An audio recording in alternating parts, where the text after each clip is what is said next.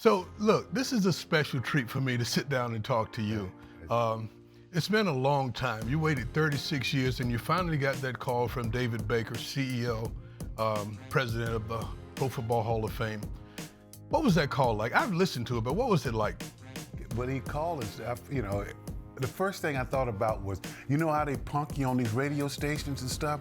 I thought that's what was going on. Somebody had sounded like David. I thought it was him if somebody's just punking me first.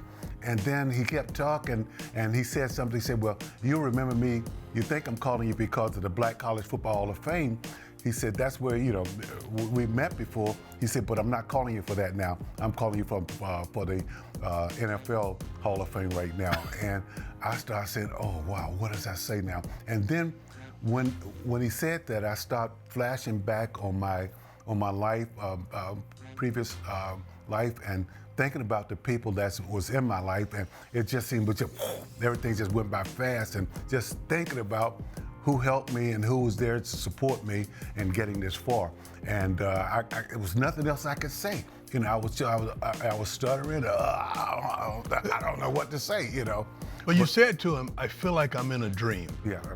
So, are you still in that dream? Are you still having that feeling? I'm still in that dream. I'm still in that a little. The fog has cleared out a little bit. The dream is, it's almost. I'm about to wake up, and like I heard you say before, I don't want to wake up. If this is a dream, I don't want to wake up because this is awesome. This is the ultimate.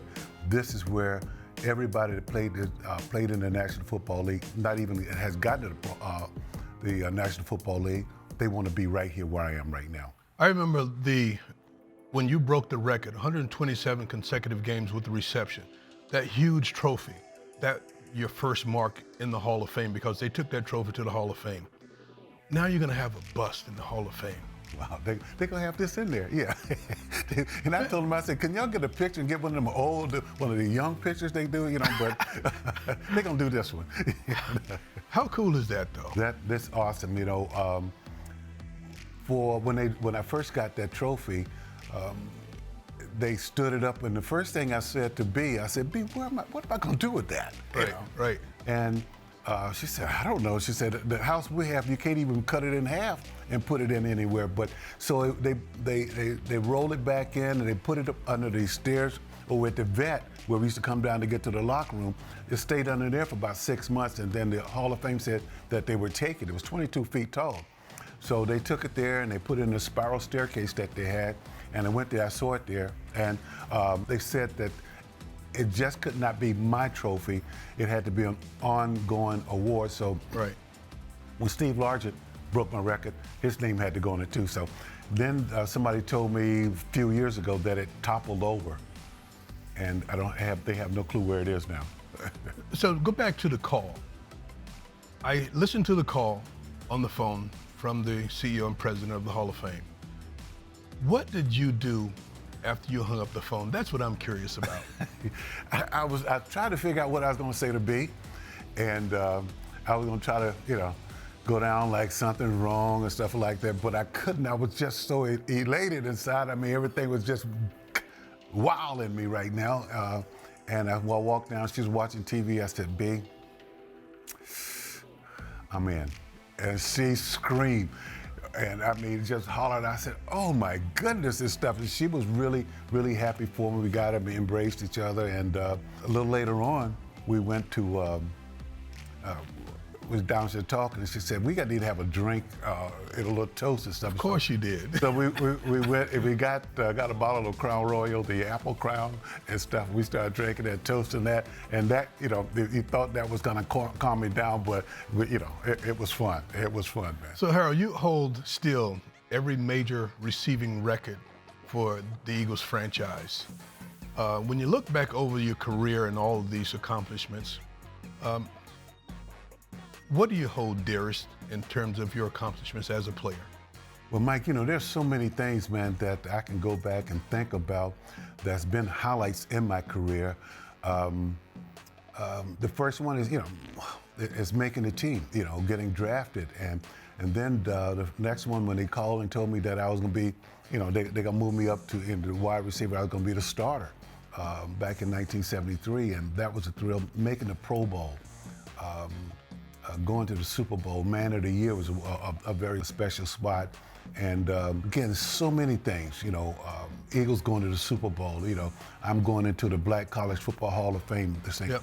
There are so many things in my career that I can fall back on, some things that some people may not think was important and stuff, but you may joke about it. And having an opportunity to play with you, man, just watching you grow, and you coming in and playing how you played and stuff, I always respected that, and I always said, I wish I could do how he does it.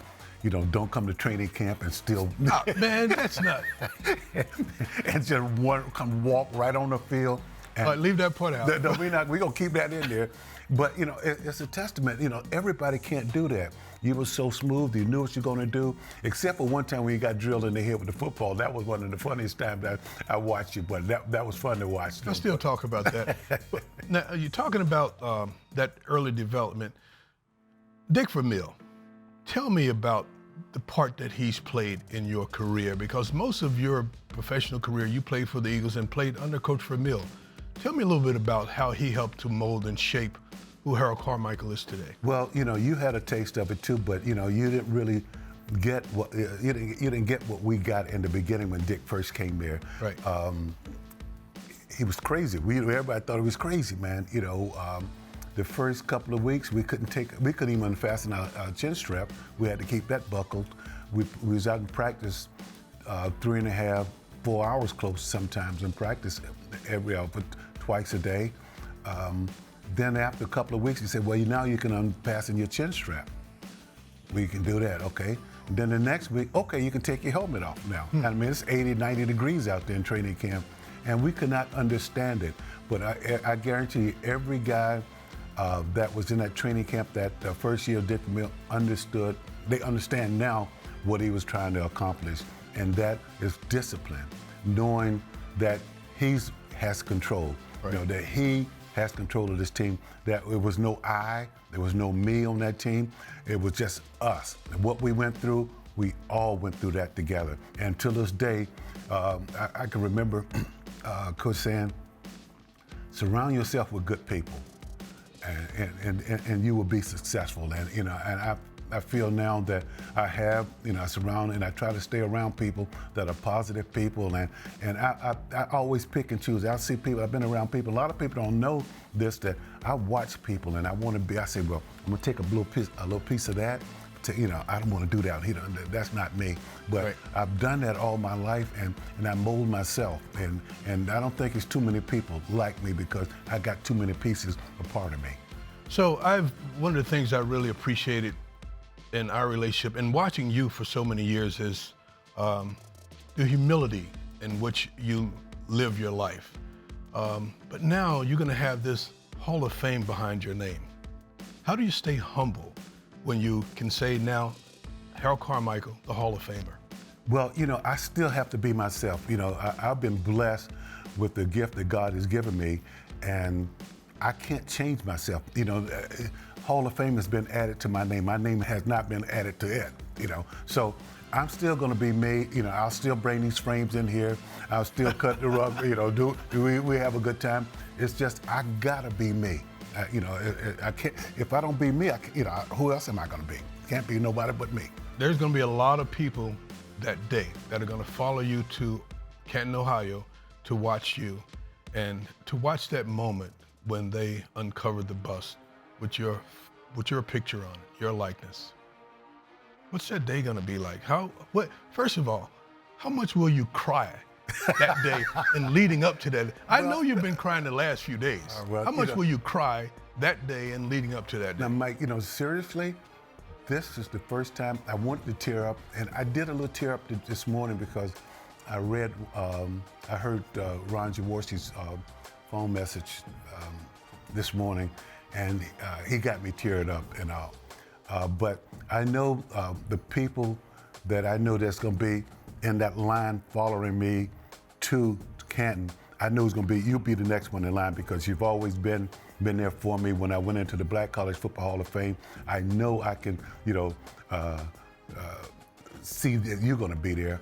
But, you know, just to be able to say a Hall of Famer is great to me. But, you know me. I'm still going to be me. I'm going to try to still be that humble person, you know, because, again, God has given me a gift, man, that a lot of people, you know, gave me the gift of, you know, and I thought I had it, but I didn't really until this happened. It was patience. You know, we said 36 years, man. You know, that's a long, you know, and every year you don't get it, you know, you say, oh, wow, I didn't get it again. But God has put this in my life this week, because I'm looking at this thing and saying, gosh, centennial. Yeah. You know, centennial, you know, hopefully you guys will see it, but 100 years from now, you know, people would be talking about this 100 years from now. Right. The centennial year. And they'll be talking about this for years, and that is something that is so special. You know, being in the Hall of Fame is special, but being in that centennial year, oh gosh, I know a lot of guys would love to, you know, do it 100 years. The name Harold Carmichael, the legacy of Harold Carmichael in the National Football League, now in perpetuity, you will be in the Hall of Fame. And man, I am so proud of you. I am so proud that I know you and got to grow up behind you, and can't wait to that day. Congratulations. Hey, Mike, hey, thank you very much. And again, you know, as I said, you know, you're like a brother to me. You know, we travel together. You know, we have a lot of fun together with our wives now, and this has really been a great ride, and we're going to continue this ride. And again, like I say, I know you're going to be behind B and Lee, and you're the next in line, and you know, you'll be marching in there with me. Thank you, Mr. Carmichael. See, you call me Mr. Famer. Carmichael now. Seeing all Yeah, this you're stuff. Hall of Famer. Why? I'm still Harold. Yeah, but I have to address you differently now. Oh, yeah, because I'm older. Whatever.